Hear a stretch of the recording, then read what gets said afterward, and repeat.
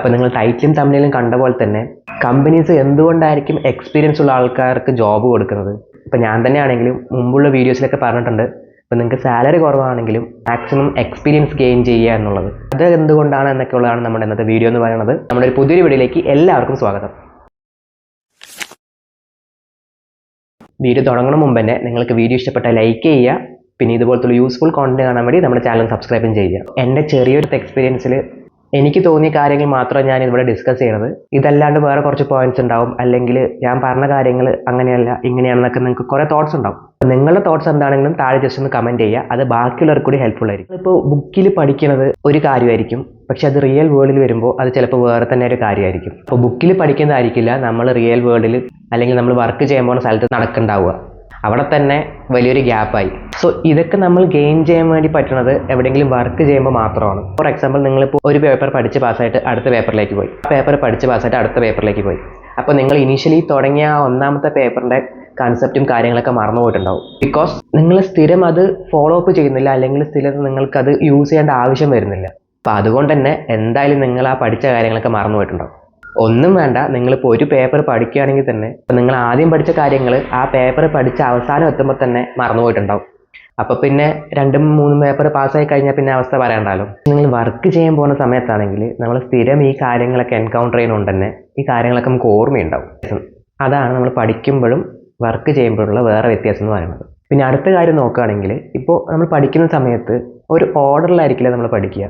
പക്ഷേ ഇപ്പോൾ ഒരു എക്സാമ്പിൾ പറയാനായിട്ട്, ഇപ്പോൾ നമ്മളുടെ ഇഷ്ടമാണ് ഫസ്റ്റ് നമ്മൾ ടാക്സ് പഠിക്കണോ, ഓഡിറ്റ് പഠിക്കണോ, അല്ലെങ്കിൽ FR പഠിക്കണോ എന്നൊക്കെ തീരുമാനിക്കുന്നത്. മേ ബി നിങ്ങൾ ഫസ്റ്റ് നിങ്ങൾ പ്രിഫർ ചെയ്യണത്, അല്ലെങ്കിൽ ചിലപ്പോൾ നിങ്ങൾ ഇൻസ്റ്റിറ്റ്യൂഷൻസ് പ്രൊവൈഡ് ചെയ്യുന്ന ക്ലാസ് എന്ന് പറഞ്ഞാൽ ചിലപ്പോൾ ടാക്സ് ആയിരിക്കും. അപ്പോൾ ആദ്യം തന്നെ നിങ്ങൾ പഠിക്കാൻ വേണ്ടി പോകുന്നത് ടാക്സ് ആണ്. എന്നിട്ടായിരിക്കും മേ ബി നിങ്ങൾ FR ഒക്കെ പഠിക്കുക. പക്ഷേ റിയൽ വേൾഡിൽ വരുന്ന സമയത്ത് നമ്മുടെ ടാക്സ് കാൽക്കുലേഷൻ എന്ന് പറയുന്നത് അവസാനത്തെ കാര്യമാണ്. പക്ഷേ വലിയ വലിയ കമ്പനീസ് അതിൻ്റെ ടാക്സ് പ്ലാനിങ് ഒക്കെ വർഷത്തിൻ്റെ ഇനീഷ്യൽ സ്റ്റേജിൽ തന്നെ ചെയ്യുന്നതാണ്. അപ്പോൾ ആ ഒരു സംഭവം നമ്മൾക്ക് ഇവിടെ കൺസിഡർ ചെയ്യേണ്ട. ഇക്കാലം നമുക്ക് ആ കൺസെപ്റ്റ് ഇവിടെ നിന്ന് മാറ്റി വയ്ക്കാം. വർക്ക് ചെയ്യാൻ പോകുന്ന സമയത്താണ് നമുക്കിതിൻ്റെ ഒരു ഓർഡർ കിട്ടുക. അപ്പോൾ ഞാൻ ആ ഒരു ഓവറോൾ പ്രോസസ്സ് എങ്ങനെയാണെന്ന് ഞാൻ പറയാം. ഒരു കമ്പനി എടുക്കുമ്പോൾ ആ കമ്പനീൻ്റെ ബുക്ക് കീപ്പിംഗ് ചിലപ്പോൾ ചെയ്തിരിക്കുന്നത് ഒന്നുകിൽ അവർക്ക് ആ കമ്പനിക്ക് തന്നെ ഒരു ബുക്ക് കീപ്പർ ഉണ്ടാവും, അല്ലെങ്കിൽ അവർ പുറത്ത് കൊടുത്തിട്ടായിരിക്കും മേ ബി ചെയ്തിട്ടുണ്ടാവുക. അപ്പോൾ നമ്മൾ ബുക്ക് കീപ്പിംഗ് ചെയ്യുന്ന സമയത്ത് ഒരു കാര്യം തന്നെ നമുക്ക് പല രീതിയിൽ ചെയ്യാൻ വേണ്ടി പറ്റും. ഇപ്പോൾ ഒരു പേറോൾ ജേണൽ എൻട്രി ആണെന്ന് വെച്ചോളൂ. ആ ഒരു പേറോൾ ജേണൽ എൻട്രി ഒരു ബുക്ക് കീപ്പറിൻ്റെ തോട്ട് അനുസരിച്ചിട്ട് പല രീതിക്ക് ആ ജേണൽ എൻട്രി റെക്കോർഡ് ചെയ്യാൻ വേണ്ടി പറ്റും. നമ്മൾ പഠിക്കുന്ന സമയത്ത് ഈ ജേണൽ എൻട്രി എന്നൊക്കെ പറഞ്ഞാൽ ചിലപ്പോൾ ഒരു രീതിയിൽ മാത്രമായിരിക്കും നമ്മൾ പഠിച്ചിട്ടുണ്ടാവുക. പക്ഷേ ഇവിടെ റിയൽ വേൾഡിൽ വരുന്ന സമയത്ത് ബുക്ക് കീപ്പറിൻ്റെ തോട്ട് അനുസരിച്ച് അല്ലെങ്കിൽ അവരുടെ എക്സ്പീരിയൻസ് അനുസരിച്ച് ഇത് പല രീതിയിലായിരിക്കും അവർ ജേണൽ എൻട്രി പാസ് ചെയ്തിട്ടുണ്ടാവുക. അങ്ങനെ അതുപോലെ ഓരോ ട്രാൻസാക്ഷനും പല അക്കൗണ്ടിങ് ഹെഡിലായിരിക്കും അവർ ക്ലാസിഫൈ ചെയ്തിട്ടുണ്ടാവുക. അപ്പോൾ നമ്മളിപ്പോൾ ഒരു ടാക്സ് പ്രൊഫഷണൽ ആണെങ്കിൽ ചിലപ്പോൾ ഈ അക്കൗണ്ടിങ് ഹെഡൊക്കെ ചിലപ്പോൾ അവർ തെറ്റായിട്ടായിരിക്കും ചെയ്തിട്ടുണ്ടാവുക. അത് നമ്മൾ ചിലപ്പോൾ മാറ്റി അതിൻ്റെ പ്രോപ്പർ അക്കൗണ്ടിങ് ഹെഡിൽ കൊണ്ടിടേണ്ട വരും. ചിലപ്പോൾ അവർ ചെയ്ത് ശരിയായിരിക്കാം. നമ്മളത് കാണുന്ന സമയത്തായിരിക്കും നമുക്ക് മനസ്സിലാവുക ഇത് ഇങ്ങനെയും ചെയ്യാം എന്നുള്ളത്. സംഭവം ഒരേ കാര്യമായിരിക്കും, പക്ഷെ ഒരു ഡിഫറെൻ്റ് ആംഗിളായിരിക്കും അതിനുണ്ടാവുക. നമ്മളൊരു വർക്കിന് കയറിയാൽ മാത്രമേ ഇങ്ങനത്തുള്ള പല കാര്യങ്ങളും നമുക്ക് കാണാൻ വേണ്ടി പറ്റുള്ളൂ.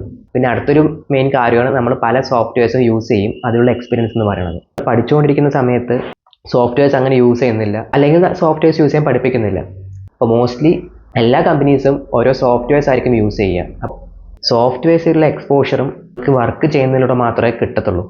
അപ്പോൾ കമ്പനീസ് ഒരു എക്സ്പീരിയൻസ് ഇല്ലാത്ത ആളിനെ എടുക്കുകയാണെങ്കിൽ അവർക്ക് ഈ ട്രെയിനിങ്സ് ഒക്കെ പ്രൊവൈഡ് ചെയ്യണം. അവർക്ക് ആ ട്രെയിനിങ് കോസ്റ്റ് അല്ലെങ്കിൽ ആ ഫ്രഷറിനെ പഠിപ്പിക്കാനുള്ള സമയം അവർക്കില്ലാത്തതുകൊണ്ടാണ് മോസ്റ്റ്ലി കമ്പനീസൊക്കെ എക്സ്പീരിയൻസ് ഉള്ള ആൾക്കാരെ പ്രിഫർ ചെയ്യുന്നത്.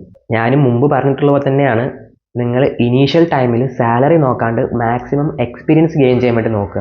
അപ്പോൾ ഒരു കമ്പനി നിങ്ങളുടെ ഫ്രഷറായിട്ട് എടുക്കുന്നുണ്ടെങ്കിൽ അവിടെ നിങ്ങൾ കുറേ കാര്യങ്ങൾ പഠിക്കാൻ വേണ്ടി പറ്റും. അത് മാക്സിമം പഠിച്ചെടുക്കാൻ വേണ്ടി നിങ്ങൾ ശ്രമിക്കുക. മേ ബി നിങ്ങളുടെ 2-3 മാസം സാലറി ആയിരിക്കും ACCAക്ക് ഒരു പേപ്പർ എഴുതാൻ വേണ്ടി കൊടുക്കുന്നത്. അങ്ങനെയൊന്നും ഇനീഷ്യൽ സ്റ്റേജിൽ നോക്കാണ്ട് മാക്സിമം എക്സ്പീരിയൻസ് ഗെയിൻ ചെയ്യാൻ വേണ്ടി നോക്കുക. അപ്പോൾ വീഡിയോയിൽ ഇത്രയൊക്കെ തന്നെ പറയാനായിട്ടുണ്ടായിരുന്നുള്ളൂ. ഞാൻ നേരത്തെ പറഞ്ഞ പോലെ ഇത് എൻ്റെ ഒപ്പീനിയൻ മാത്രമാണ്. നിങ്ങൾക്ക് ഓരോരുത്തർക്കും ഓരോ ഒപ്പീനിയൻസ് ആയിരിക്കും, അല്ലെങ്കിൽ വേറെയും കുറച്ച് പോയിന്റ്സ് ഒക്കെ നിങ്ങൾക്ക് ആഡ് ഓൺ ചെയ്യാനായിട്ട് പറ്റുമായിരിക്കും. അപ്പോൾ അതെന്താണെങ്കിലും താഴെ ജസ്റ്റ് ഒന്ന് കമൻറ്റ് ചെയ്യുക. അത് ബാക്കിയുള്ളവർക്ക് കൂടി ഹെൽപ്ഫുൾ ആയിരിക്കും. Thank you for watching and see you in the next video. Bye by.